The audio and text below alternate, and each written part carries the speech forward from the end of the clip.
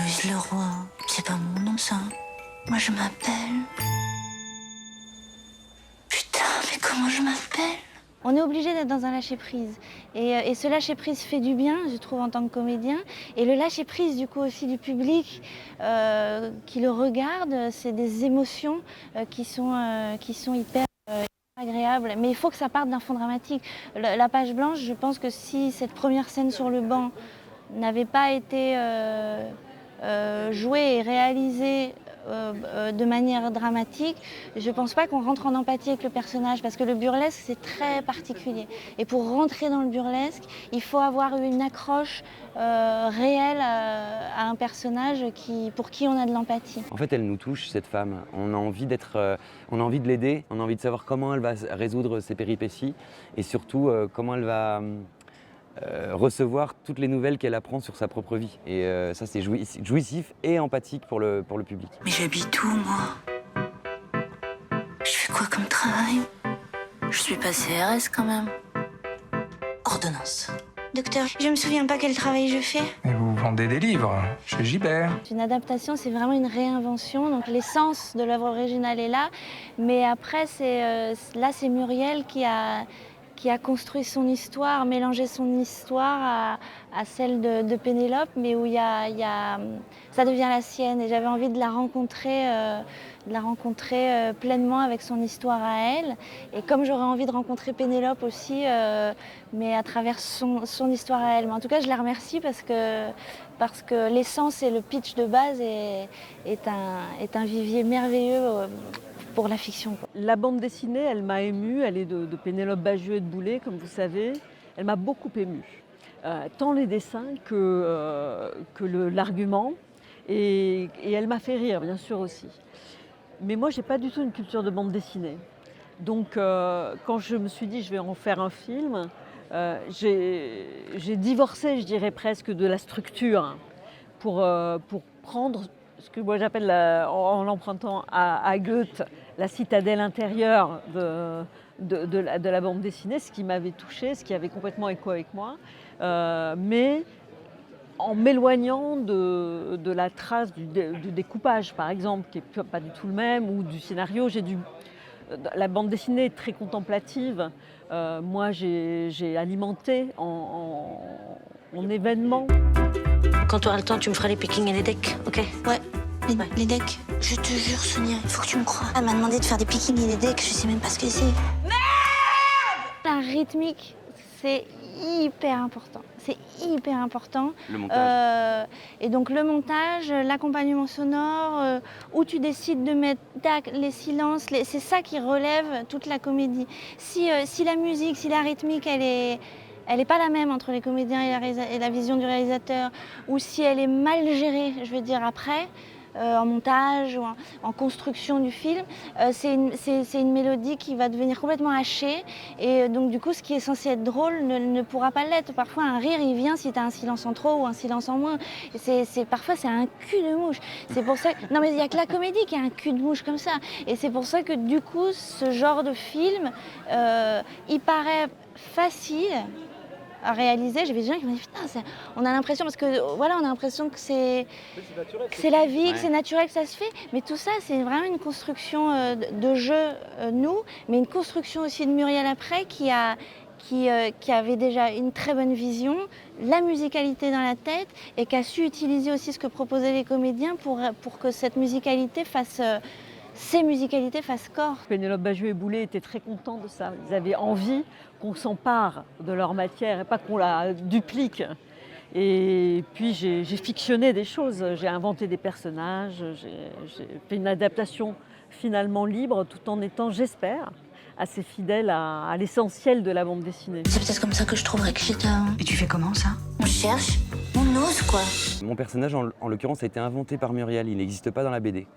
Moby Dick n'existe pas dans la BD, donc j'étais ravi qu'elle le crée et qu'elle me le propose parce que c'est un personnage que j'ai adoré faire et qui se fond complètement dans le monde d'Héloïse à travers cette perte de mémoire et cette recherche d'identité. Ce que j'aime chez lui, c'est qu'il est cérébral, mais qu'il aborde tout avec un peu de légèreté et de fantaisie. Il met un petit peu il saupoudre toute la vie de choses fantaisistes pour que ça passe mieux, pour que ce soit plus marrant, pour on se prenne un peu moins au sérieux et que les choses avancent quand même. Et puis il a des idées préconçues sur des choses et il a décidé que c'était son mantra. Donc voilà, moi je vois la vie comme ça. Et il transmet beaucoup de choses à Héloïse qui, elle, est un petit peu effarée, mais qui en même temps se dit, il est original, mais original, intéressant. Voilà, c'est ce Puis ces rencontres de deux solitudes, où Oui.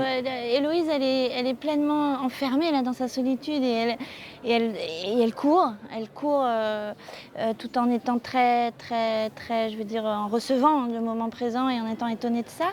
Mais là, elle rencontre aussi une autre solitude qui a mille vies, quoi, qui a dépassé plein de caps qu'elle n'a pas encore dépassés. Mais c'est comme si ces deux solitudes se reconnaissaient. On m'a volé mon portable. Je vous ai vu jeter votre portable, vous avez crié « Va te faire foutre, William !»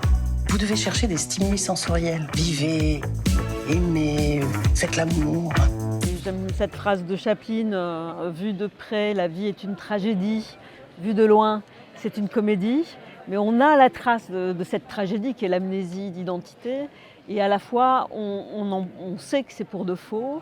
D'ailleurs, c'est pour ça que j'ai choisi le format scope. Je voulais vraiment rappeler le pour de faux aussi. On sait que c'est une fable. Et pour autant, on traverse des émotions, des situations, des questions qui sont extrêmement, j'espère, vraies. Dans les meilleures comédies, il y a toujours un fond dramatique. Il faut que le personnage ait de la douleur pour que justement il y ait une belle contradiction. C'est comment il se bat,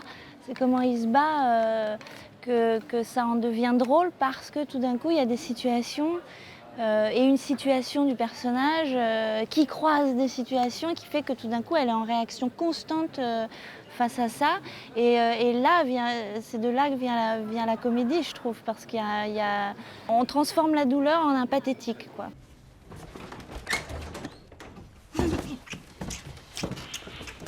Oh, attends un petit peu. T'as mis un jean? Qu'est-ce qui se passe?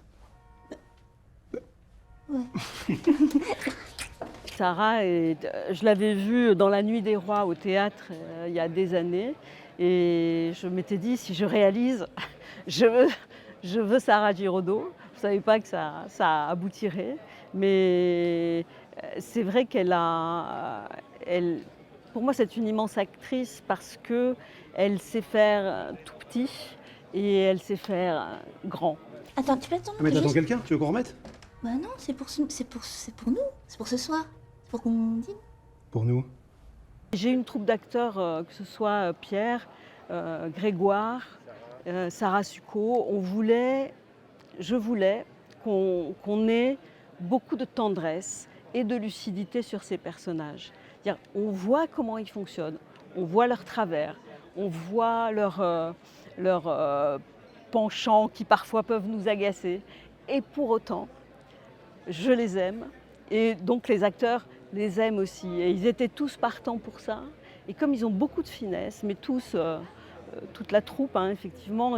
Moi, j'ai pas mal fait de direction d'acteur de l'écriture, mais j'ai aussi fait du plateau il y a des années. Et c'est vrai que j'ai tenté de garder cette vigilance-là. On va pas dîner quand même. Ah bon? Bah pourquoi tu veux qu'on dîne? Et moi j'ai rendez-vous dans 2 heures avec mes potes du think tank Europe du Nord, donc j'ai pas beaucoup de temps. Hein. Pour moi, la clé, c'est que nos personnages font rire parce qu'il leur arrive et comment ils réagissent. Mais moi, j'ai joué tout premier degré, en fait. C'est-à-dire, je me suis dit, Moby Dick, c'est moi. Je suis comme ça, c'est ça ma vie et c'est ça mon univers.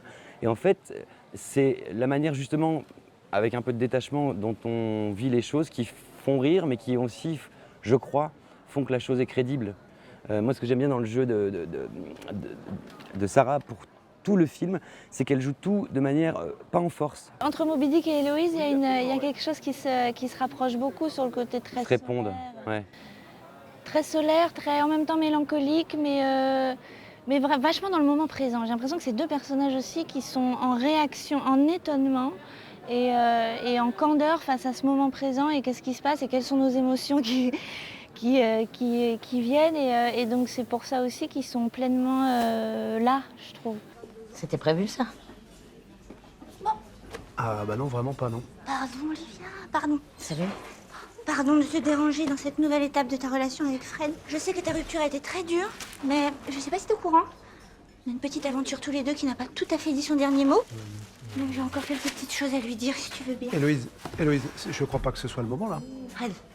Comme elle est en redécouverte constante, non seulement de qui elle est, mais de qui sont les autres, mais de comment fonctionne le groupe et de même de son passé, elle a une couleur dominante, on va dire, qui est l'étonnement.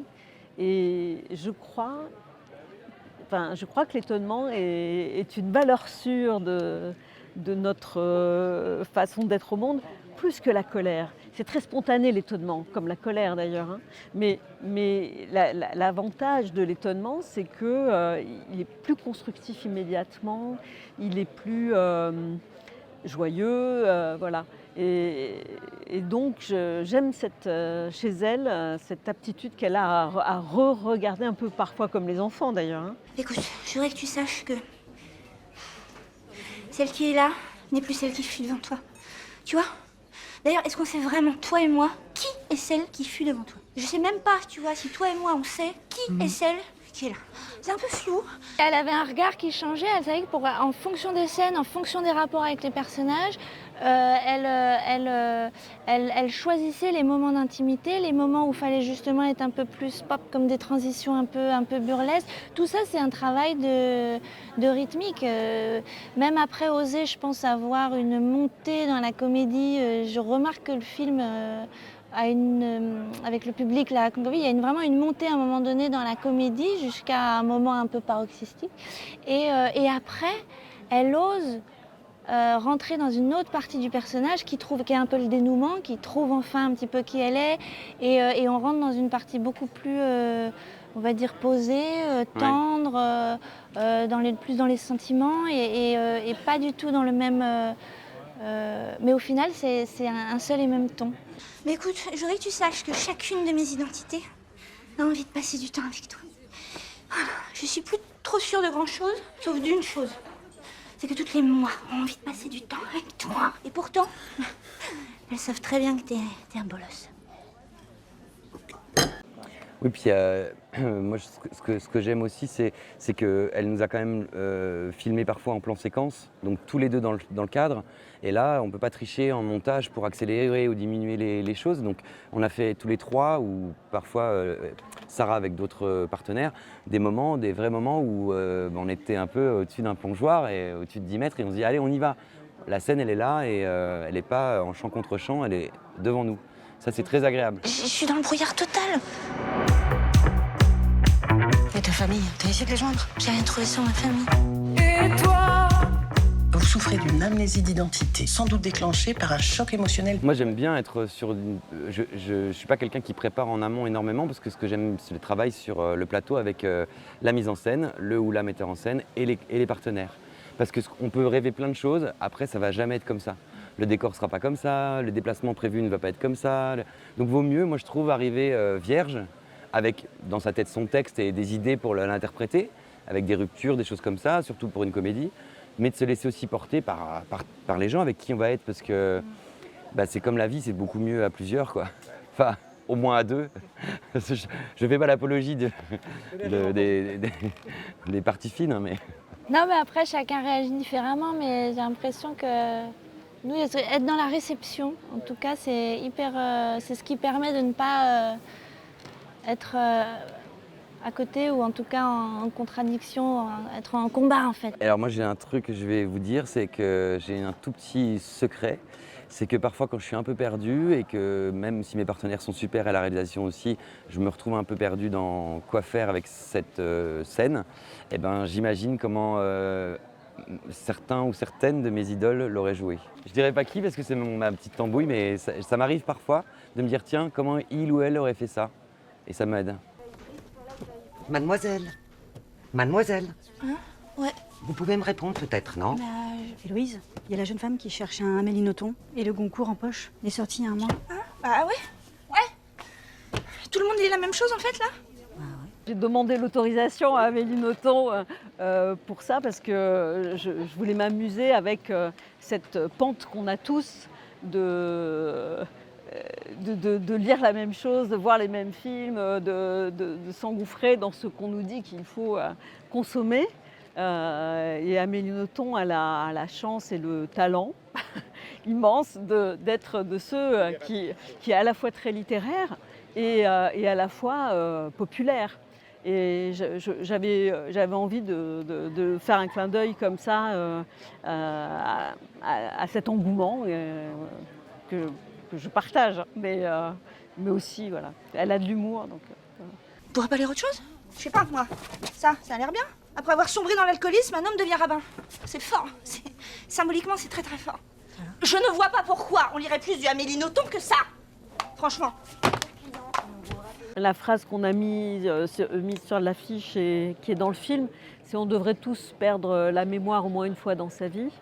C'est vrai qu'en écrivant, je me suis dit ça. Et du coup, je l'ai mis dans le scénario parce que l'avantage, c'est qu'on se débarrasse de nos sacs à dos, de nos références, de nos croyances un peu limitantes, de nos certitudes. Et on peut se dire où j'en suis aujourd'hui. Et ça, c'est un chemin, la quête d'identité, moi, que je trouve passionnant, parce que c'est une aventure d'une vie et qui n'a pas d'âge. C'est pour ça que là, elle est jeune et c'est bien parce qu'elle a toute la vie devant elle. Mais je pense que l'empathie marche aussi quand on est moins jeune, parce qu'on sait que ça serait pas mal peut-être de se débarrasser des anciennes peaux pour se réinventer et peut-être laisser entrer la fantaisie, l'audace dans nos vies.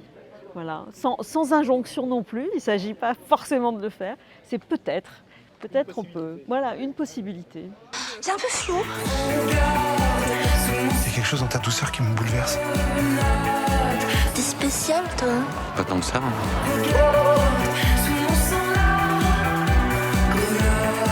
C'est comme si tu étais perpétuellement à découvrir. Non mais Sonia, on devrait tous perdre la mémoire au moins une fois dans sa vie. Nous, en juin, on a une idée. On a une idée de ce qu'on aimerait, de ce qu'on imagine en le jouant. Et personnellement, mais je pense aussi Pierre, on a eu une merveilleuse surprise de voir quand le regard du réalisateur se mêle avec le tien comme ça, c'est un beau cadeau, quoi. On se dit qu'on a fait tout ce travail, mais on l'a fait là, ça donne quelque chose de très beau. Ouais, moi j'ai beaucoup d'admiration pour les gens qui savent faire des bonnes comédies, parce qu'il y en a tellement où elles sont censées nous faire rire et que c'est pas le cas. Alors bon, moi je veux présager de rien, les gens n'aimeront peut-être pas le film, j'en doute parce que j'ai vu l'accueil public là à Angoulême et on voit vraiment que ça rit de bon cœur et en même temps voilà, les gens respirent avec des moments d'émotion ou de douceur, de fantaisie. Mais c'est vrai que c'était un pari risqué pour Muriel de s'attaquer comme ça à une comédie aussi haute en couleur pour son premier long métrage de cinéma. Et c'est pour ça que je l'admire d'autant plus, parce qu'elle a vraiment bien tenu son truc. Elle savait ce qu'elle voulait, elle était très, voilà, C'est très libre, en ouais, fait. très libre. Il n'y a pas de code, il n'y a pas de choses où, tiens, on va incorporer certaines choses pour que les gens ne soient pas trop perdus, que ça leur rappelle un peu certaines... Il n'y a pas de code. C'est singulier.